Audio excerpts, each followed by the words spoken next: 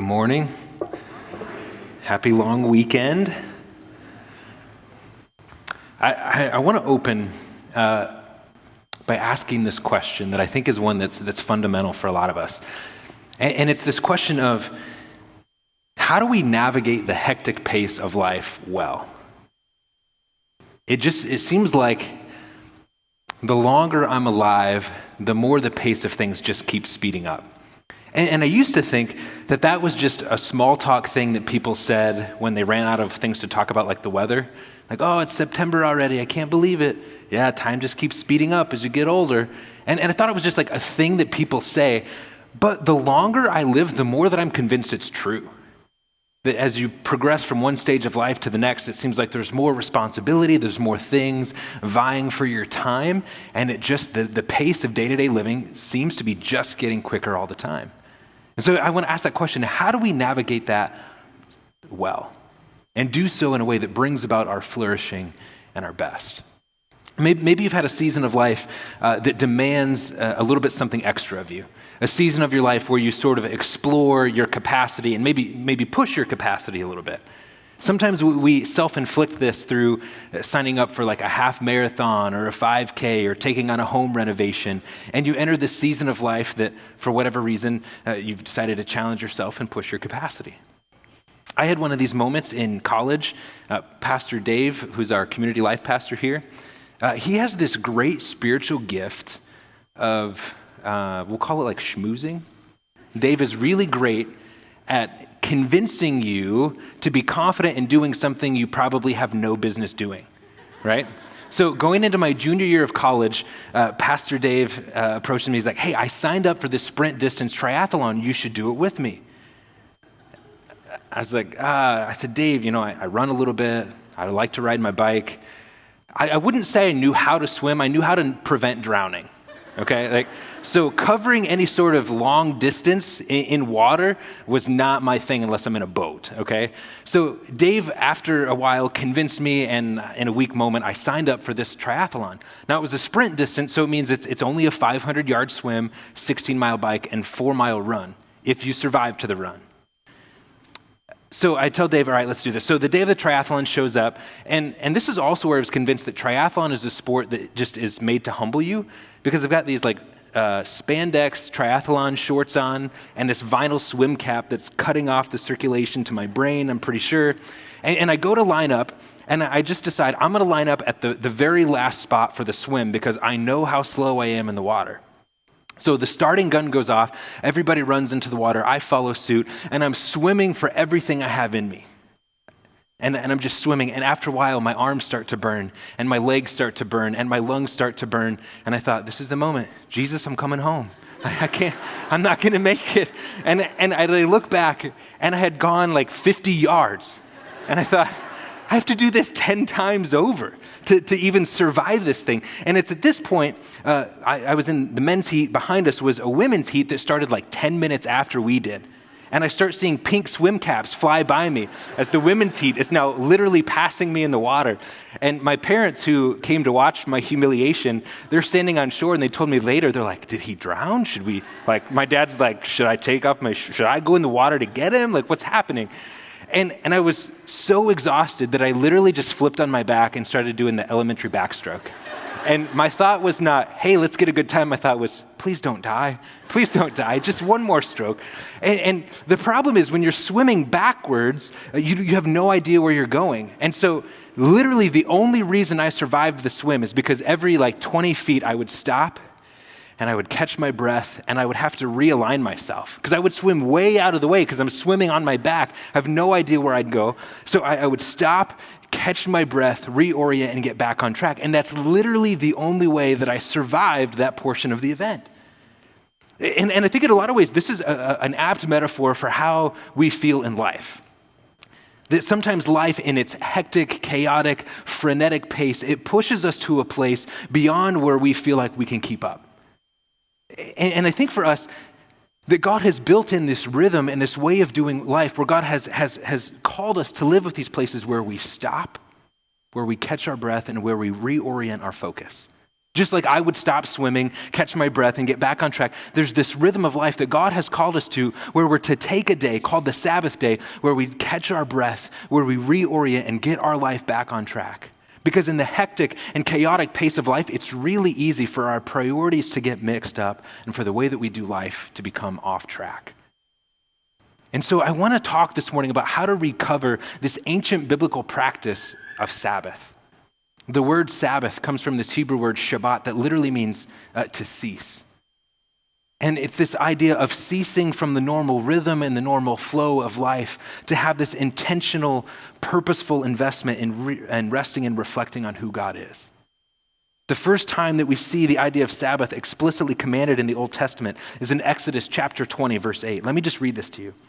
It says, "Remember the Sabbath day by keeping it holy. 6 days you shall labor and do all your work, but the seventh day is Sabbath to the Lord. On it you shall not do any work, neither you, nor your son or daughter, nor your male or female servant, nor your animals, nor any foreigner residing in your towns. For in 6 days the Lord made the heavens and the sea and all that's in them, but he rested on the seventh day. Therefore the Lord blessed the Sabbath and made it holy." And so there's this moment where God gives this command to the people of Israel. He says, for 6 days, take 6 days to do all the things that you need to do. But on this seventh day, the Sabbath, literally the ceasing day, Shabbat, to cease from your labor, is this rhythm. It's this moment of stopping, of ceasing, of catching our breath and reorienting our life. And this morning, what I want to talk about are what are the rhythms of Sabbath? What are we doing here? Because too often I hear Sabbath used in a way of just passive, not engaging in activity. The Sabbath is not a passive moment of just saying, okay, I'm going to sleep in till 10 o'clock and watch Netflix for 8 hours. That's not a Sabbath. Sabbath is this sacred moment where we cease from the normal rhythm and flow. And did you notice it says the Sabbath is to be holy? When something is holy, it's set apart for a specific purpose. It's kind of like my grandma's dining room. I remember growing up asking my grandma this question. I said, Grandma, why do you have 2 tables? There's the table in the kitchen that's small, and there's a big table in the other room that seats like 20 people. Why do we have 2 tables? And Grandma said, well, and I said, why do we never eat at that one either? We never eat at the big one. And Grandma said, well, that's the one that we eat at for special occasion. It's got a special and a specific purpose, so the whole family at Thanksgiving can gather around this big, long table because it has a specific, set-apart, kind of sacred purpose in the life and rhythm of our family. When we talk about the Sabbath being holy, what we're saying is there is this day, there is this point in time that is set apart. When something is holy, it's set apart for worship to God. There's this moment in time that is set apart to intentionally reflect on who God is and intentionally invest our lives in spiritual growth. So why is this so important? I think the Sabbath rhythm is so important because it's so easy for us to get swept up in the current of culture and the rhythm and flow of how culture would have us function. And so what I want to do is I want to flesh out for us what's the rhythm of culture that we feel trapped in. And then how does Sabbath begin to redefine and realign the rhythm of how we do life? There's a pastor and a professor by the name of Dr. Henry Nouwen who talks about 3 places that he says in our culture we tend to draw a sense of identity and meaning and purpose. And for Dr. Nouwen, he suggests that we tend to draw a sense of identity, meaning, and purpose from what I do, from what I have, and from what others say about me.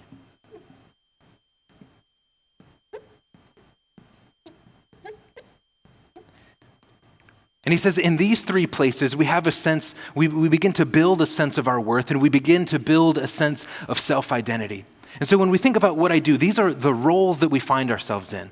And so maybe you're the leader of a company or you're in mid-level management or you're on the manufacturing line of a place here in town. Maybe you're a stay-at-home parent, but we have these roles and we begin to define a sense of our identity based on what we do.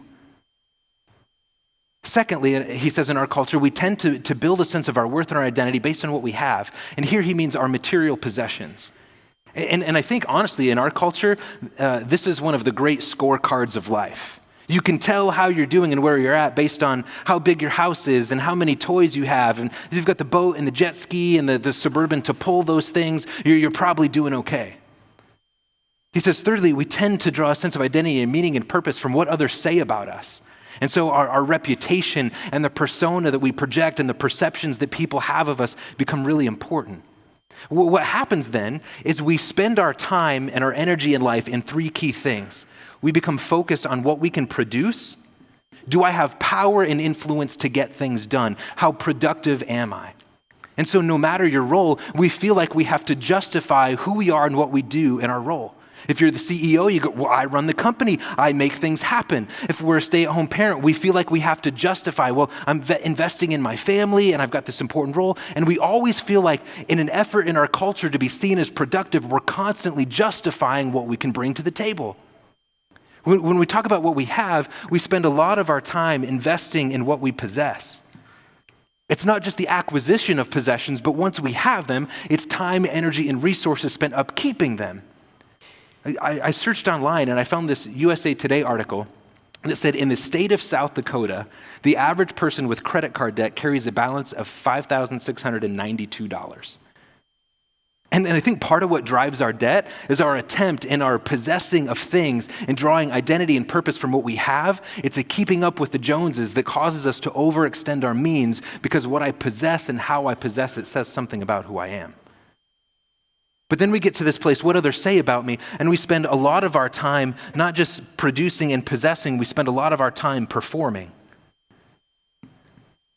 Because we have to live up to the expectations that people have about us. After all, what if my reputation would get tarnished? So these expectations that people have, I must perform to live up to their expectations on me. And so we spend a lot of our time in life producing and possessing and performing, and this starts to feel like an endless treadmill leading nowhere that we can't keep up with the pace on. I remember this moment growing up. Our family we were at dinner at somebody else's house, and my younger brother, I think, was like 8 or 9 at the time. So I would have been like 12 or 13, and we're finishing dinner, and my brother, we're in this other person's house. He's just kind of looking around, and he sees that they have this really nice, like expensive treadmill in the corner. So he's 8, and he's stepping on this thing, and he's hitting buttons, and there's this little button called the quick start button. And what the quick start button does is when you push it, it starts up at the speed that the last person programmed it to. So my 8-year-old brother steps on this treadmill, he hits the quick start button, and I hear it like beep and come to life. And I see my brother like feverishly running because he panicked. He didn't know to step off to the side. So he's feverishly running. And all of a sudden from the other room, I just see this, pew, my brother gets shot off the back end of this treadmill, right? And now on the other side of this, I'm like, what did my parents say, like to the people whose house we were at? Like, oh, don't worry, that's just our son. He flew off your treadmill, no big deal. How do you recover from that? But it was this moment where my brother, he was feverishly running. He couldn't keep up with the pace, and he just got shot off the back end of this thing. And I think for some of us, this rhythm and pace of life, to produce, to possess, to perform, it starts to feel like this rhythm that we don't know if we can keep pace with, but we're worried that if we rest, we're going to get shot off the back end of this thing. And what if I lose a position of power and influence because I just can't keep up with the rhythm? And so I can never rest because I always have to be working, because people need to see me as powerful, as influential, as productive.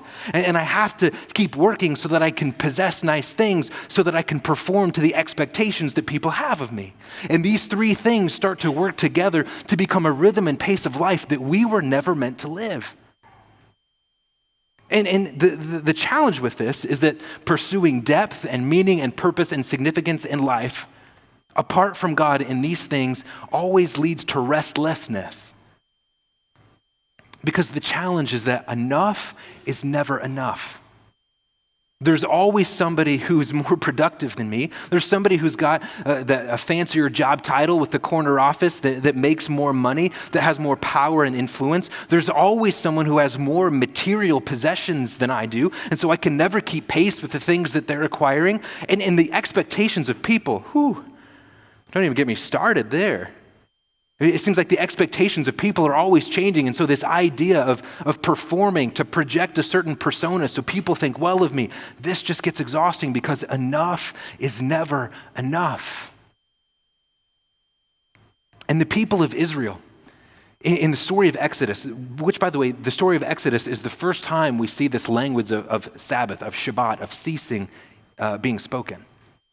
And it comes because the people of Israel, if you read Exodus chapter 1, verses 11 through 15, you'll see that the people of Israel were in a place where the Pharaoh, a new Pharaoh came to power, and the Pharaoh of Egypt enslaved the people of Israel. And he said, I'm going to work you tirelessly and mercilessly to build these great storehouses. Now, what the Pharaoh of Egypt did is he used that slave labor to build these literal cities that their job was to hold surplus grain and things in possession. Because the Pharaoh needs to be someone who can produce for his people. He needs to possess power and wealth to be seen as influential on a global stage, and he needs to be seen as someone who conformed to the expectations of what a Pharaoh should be. And so in order to meet those expectations, the Pharaoh enslaves the people of Israel and works them tirelessly and mercilessly. And the people of Israel on a grand scale found themselves in a place where they were asked to produce, to possess, and to perform in a way that they could never keep pace with.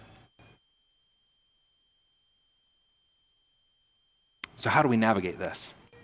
One of the things that I think we've tried to do in an attempt to this is we say, okay, this call to produce, to possess, to perform, it's overwhelming. And so there's this language that we use a lot of self-care. And we talk about how important it is to take care of ourselves. Now, this language of self-care I think is important. I think it's important that we holistically live a life that's well and a life that brings about our flourishing. The problem is, I think much of our talk about self-care is actually secular language about how I, in my own strength and energy, can take care of myself and cultivate health in my own life. And by the way, I think we misuse this idea of self-care because we run ourselves so ragged that we get home at the end of the day and our self-care starts to look like, I'm going to binge watch the next season of whatever came out on Netflix. And if you're like me, there's many times where I find myself watching obscure documentaries about things that I have no idea about, right? Because it's on and because I'm tired and because just engaging in anything feels so exhausting. And so self-care looks like not soul-filling things, but it's soul-numbing and self-medicating for many of us. And so we develop unhealthy relationships with food or with alcohol or unhealthy relationships with hobbies that we give ourselves to, and they simply become soul-draining moments of trying to numb the exhaustion that we feel the other days of the week. And what I want to challenge us to this morning is to integrate the Sabbath as a rhythm of soul care into our concept of self-care. Because for me, self-care doesn't go far enough. Without this rhythm of Sabbath, and we'll talk through these rhythms in just a second, the Sabbath is fundamentally about how do we care for our souls on a spiritual level. So it's not just self-care, it's we have to integrate the practice of Sabbath into our concept of soul care. And I think as we look at the biblical example of what Sabbath is, God gives us these rhythms. And the first rhythm of Sabbath is this idea of rest. And in Exodus chapter 16, God fleshes out the purpose and the significance of rest on the Sabbath in the story of the people of Israel. Now, at this point in Exodus chapter 16, the people of Israel have been set free from slavery in Egypt. Moses and Aaron, on God's behalf as his spokespeople, have worked tirelessly to bring the people of Israel to freedom out of slavery. And so in Exodus 16, they're at this point where God is leading them to the promised land. He's saving them from slavery. Exodus 16, verse 1. It says, the whole Israelite community set out from Elim and came to the desert of Sin, which is between Elim and Sinai, on the 15th day of the second month after they'd come out of Egypt. In the desert, the whole community grumbled against Moses and Aaron. The Israelites said to them, if only we had died by the Lord's hand in Egypt. There we sat around pots of meat and ate all the food we wanted, but you've brought us out into this desert to starve this entire assembly to death. Then the Lord said to Moses, I will rain down bread from heaven for you. The people are to go out each day and gather enough for that day. And this way I will test and see whether they will follow my instructions. On the sixth day, they're to prepare what they bring in, and that is to be twice as much as they gather on the other days. Verse 21 says, each morning everyone gathered as much as they needed, and when the sun grew hot, it melted away. On the sixth day, they gathered twice as much, 2 omers for each person, and the leaders of the community came and reported this to Moses. He said to them, this is what the Lord commanded. Tomorrow is to be a day of Sabbath rest, a holy Sabbath to the Lord. So bake what you want to bake and boil what you want to boil. Save whatever is left and keep it until morning. So they saved it until morning as Moses commanded, and it did not stink or get maggots in it. Eat it today, Moses said, because today is a Sabbath to the Lord. You will not find any of it on the ground today. 6 days you were to gather it, but on the 7th day, the Sabbath day, there will not be any. Nevertheless, some of the people went out on the seventh day to gather it, but they found none. Then the Lord said to Moses, how long will you refuse to keep my commands and my instructions? Bear in mind that the Lord has given you the Sabbath. That is why on the sixth day he gives you bread for 2 days. Everyone is to stay where they are on the seventh day. No one is to go out. So the people rested on the seventh day. So here's the nation of Israel. And mind you, at this point, the people of Israel have seen miraculous things. They've seen 10 plagues that God brought on the Pharaoh so that he would let them go. They watched God part the Red Sea, and their entire nation of Israel walked through what used to be an ocean on dry ground because God parted it for them. The people of Israel have seen miraculous things, and now God is leading and guiding them, directing them. And what does he do? God leads them right into a desert place. Now, the challenge of the desert is that the desert does not have an abundance of resources. Water is scarce and food is scarce. And the tension that the people of Israel feel is, how do we find enough? How do we provide and produce enough food to feed our families? And see, here's the challenge with producing, possessing, and performing. These things are not entirely wrong. These are very real tensions that we feel. The problem is these three things come to drive our entire existence, and life becomes only about this. So the people of Israel, they feel this tension. How do we provide for our families in the desert? And they immediately get angry. And what do they say? They go to Moses and they say, oh, Moses, we get it. So your big plan this entire time, free us from slavery so you could what? Look at verse 4. So you could starve us to death in the desert? Thanks for nothing, Moses. And they say, at least if we were in Egypt, there we had pots of meat. And I imagine in their mind, they're thinking of Egypt like the Carnival Steakhouse in Sioux Falls. Have you been there? You pay one flat fee and they bring you endless meat. It's kind of amazing and gross all at the same time. And they're picturing Egypt like, it was like a meat buffet all the time. We sat around pots of food and we ate our fill. They're not remembering correctly. Egypt, they were worked mercilessly and bitterly as slaves. But now they're in this place where they can't provide for themselves. And God says, I love, if you don't think God is gracious in the Old Testament, read the book of Exodus. Because if I'm God in this point, I'm like, I smote Egypt, I'm going to smite Israel now.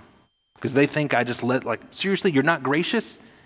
But it says in verse 4, I love this. It says, they complain against God. You let us out here to starve. And God says, oh, buddy, you ain't seen nothing yet. I'm going to literally rain down bread from heaven. I mean, how amazing is this? In the middle of a desert where there is no food, God literally rains down bread from heaven, and he begins to provide for the people of Israel. Now, the catch is they can only gather enough for one day.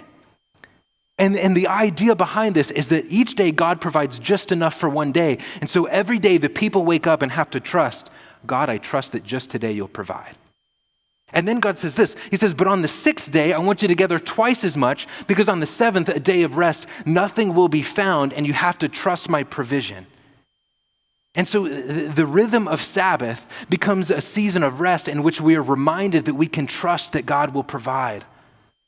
Because what we miss is that over and above what we produce, what we possess, and how we perform, over and above all of this is God's presence, God's power, and God's provision. Literally, none of this happens unless we recognize that God has literally given us the gift of life and existing. And in the Sabbath rhythm, the people of Israel can say no to producing, possessing, and performing in this moment. The reason they can rest is they can say, we trust that God will provide for our needs. And I think if we're honest with ourselves, sometimes the reason we don't feel like we can say no to this current of culture is we think it all depends on our ability to make it happen in our own strength, and we fail to realize that it's God's presence, power, and provision that actually makes all of life happen. And so this rhythm of having a day where we say no to the current of culture, to say yes to resting and reflecting on who God is, becomes a moment that safeguards our sanity. I think, too, what happens in this Sabbath rest is we literally follow God's example. Let me read for you out of Exodus chapter 31, Exodus 31:16 says, the Israelites are to observe this Sabbath, celebrating it for generations to come as a lasting covenant. It will be a sign between me and the Israelites forever, for in 6 days the Lord made the heavens and the earth. Catch this. And on the seventh day, God rested and he was refreshed. Literally, we rest following the example of the creator of the universe. And listen, in my mind, creating the world out of nothing is fairly important work. Can we agree on that? like speaking all of creation into existence, as Genesis tells us, that seems fundamentally important. And listen, if God's work of bringing all creation into existence, as important as it is, if God can rest on the seventh day, there's nothing we're doing that's so important that we can't also take a rest. One of the things that God reminds me over and over and over again is how little things depend on me, and how much it utterly depends on God's grace and on his provision and on his presence and power. I think the other thing that resting does is it cultivates in us a spirit of dependence. Because we recognize in resting, what we recognize is if God is going to provide, we have to depend on each day for God to bring just enough. But our culture is so independent. I mean, in American culture, it's this idea that we can pull ourselves up by our bootstraps. With enough time, energy, ingenuity, and resources, we'll find a way. But spiritual maturity is not about living in independence. Spiritual maturity recognizes our utter dependence on God's presence, power, and provision. And the Sabbath rhythm of saying no to this endless cycle and of saying yes to rest and reflection on who God is becomes a moment of depending on God to be a person who provides for us. The second key rhythm of Sabbath is remembrance. You'll notice in many of the texts that we've read, God begins by saying, remember the Sabbath by keeping it holy. Again, in Exodus chapter 31, God says, observe the Sabbath because it's holy to you. He says the Israelites are to observe the Sabbath, celebrating it for all generations. It will be a sign between me and the Israelites forever. For in 6 days the Lord made the heavens and the earth, and on the seventh day he rested. In Deuteronomy chapter 5, as God talks about the importance of the Sabbath, he says, on the seventh day is to be a Sabbath day. On it you shall not do any work, neither the foreigners among you, your animals, anything. He says, remember that you were slaves in Egypt and that the Lord your God brought you out with a mighty hand and an outstretched arm. Therefore, the Lord your God has commanded you to keep a Sabbath. There's two fundamental things. If you look at the Sabbath passages ask us to reflect on creation and ask us to reflect on the Exodus story of the people of Israel being let out of slavery. And did you notice in the Deuteronomy passage, it says the continual remembrance of Sabbath is a symbol of the covenant relational promise between God and his people. And so Sabbath is not just about ceasing from labor to rest and reflect on who God is. Sabbath is also about this fundamentally remembering of who God is and what he's done for us. Every day, the people of Israel had this day where they stopped working and they remember, God, I remember that you are the God who created all things. God, I remember that you led us out of slavery in Egypt. And listen, when we think of remembrance, we often think of remembering as a passive thing. But I want to think of remembering like your anniversary, if you're married. On my anniversary, Lauren and I will be married 10 years in January. And on January 23rd, on our anniversary day, if I stop in the morning and take 5 minutes and go, you know what, I'm just going to remember our marriage. Yeah, that was good. And then I go on with the rest of my day.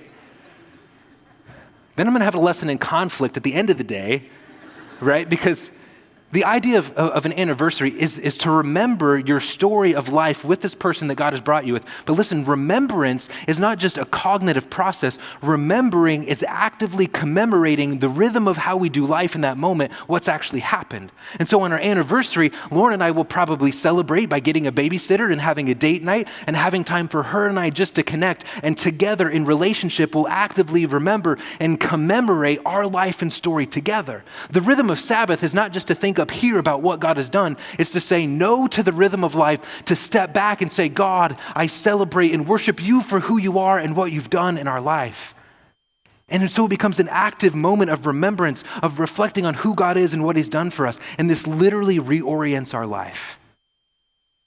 It reminds us that it is not all about what we produce, what we possess, and how we perform, but it's a reminder, no, that's our God who provides. And by the way, church, this is why we worship every Sunday. Because as we worship collectively, what we're doing as a community is we're retelling this narrative story of God's redemptive action among us. First hour, I wrote down some of the lyrics that we were singing this morning.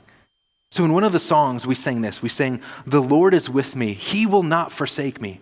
Your presence goes before us. Your glory has no end. God, you never leave me.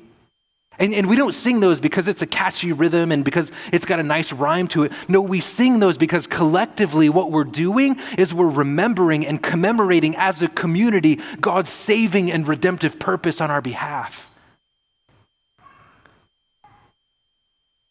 And so for the people of Israel, every Sabbath day when they said no to the rhythm of culture, when they ceased from their labor to work and they actively remembered, it was an important reorienting moment of being reminded of what God had done on their behalf. And I think sometimes for us it's important to stop, to catch our breath, to remember who God is and what he's done for us and how that fundamentally reorients our life. And in this way, I think the Sabbath rhythm is not just about rest and remembrance. I think the Sabbath rhythm is an act of resistance to our culture.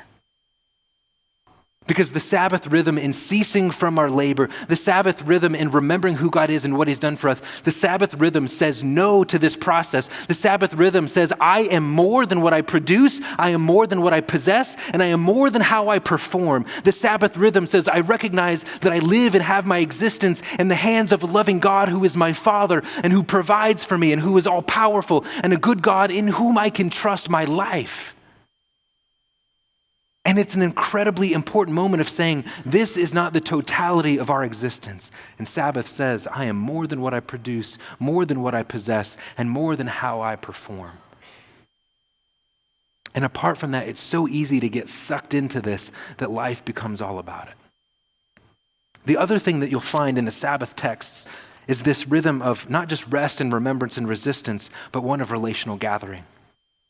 In Leviticus chapter 23, verse 3, it says, there are 6 days when you may work, but the seventh day is a day of Sabbath rest. Catch this, a day of sacred assembly. A day of holy assembly. Church, I think there's something powerful about gathering like this as a body.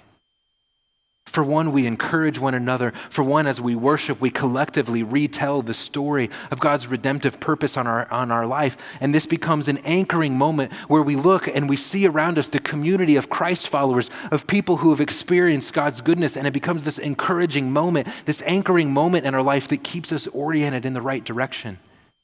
And the other thing it reminds us of is in the sacred gathering. For the people of Israel, they gathered together as a community and they gathered at the tabernacle because the tabernacle, which was sort of like a mobile temple, the tabernacle was the place where God dwelt among them. And so for the people of Israel, a sacred assembly was an assembly together with one another, but also an assembly in the presence of God. And so this moment of Sabbath rhythm, what it reminds us is to say no to producing, possessing, and performing, and reminds us that we are fundamentally, first and foremost, relational people. Listen, the question of, can I encounter God in the deer stand just as much as I can on Sunday morning? I say a profound no to that.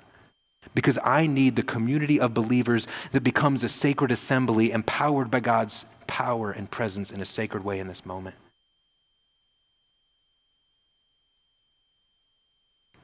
So let me ask you, and let me leave you with this question. What does the rhythm of Sabbath look like in your own life? And I think what I sometimes lament about this is the Sabbath is all wrapped around with these sort of legalistic ways of observing it. You know, there's all sorts of rules and lists and do's and don'ts that the ancient Israelites had about the Sabbath. And so sometimes the Sabbath feels like this sort of legalistic thing. So I have to take a day every week and have this moment to reflect. But what we recognize in the new covenant of the New Testament is that Jesus fulfills the Sabbath. This is no longer a legalistic ritual that we have to perform, but it becomes a fundamental rhythm of relational connection with a relational God. And so I want to ask you, what does that Sabbath rhythm look like in your life? How in the rhythm and flow of each day can you carve out Sabbath space to rest and remember who God is, to resist the culture that would tell you your identity is about what you produce, what you possess, and how you perform? Jesus makes this statement in the New Testament in Mark 2:27. He says, people were not made for the Sabbath, but the Sabbath was made for people.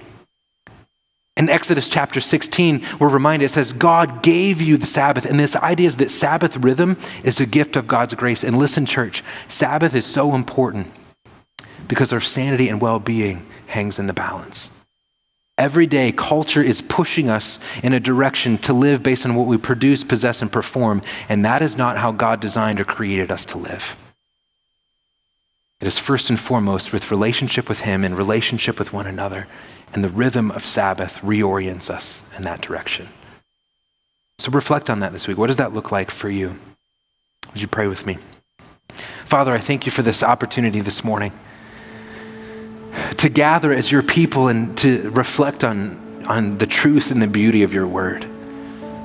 And God, we recognize this morning that the pace of life and the pace of culture, it's hectic and it's chaotic and it just at times seems frenetic. And God, in the middle of that, you're a God who you consistently call us back to yourself. And God, I pray that in this idea of the Sabbath, that we don't see a legalistic ritual that we have to do, but God, I pray that in this idea of the Sabbath, that we see a life-saving rhythm of relational connection with you and with others. And so God, I pray that we would be intentional. It's not about finding time. I pray that we would be intentional to make time to engage with you and to find the life and the flourishing that only you can bring, Jesus. Father, we love you. We pray this in Jesus' name. Amen.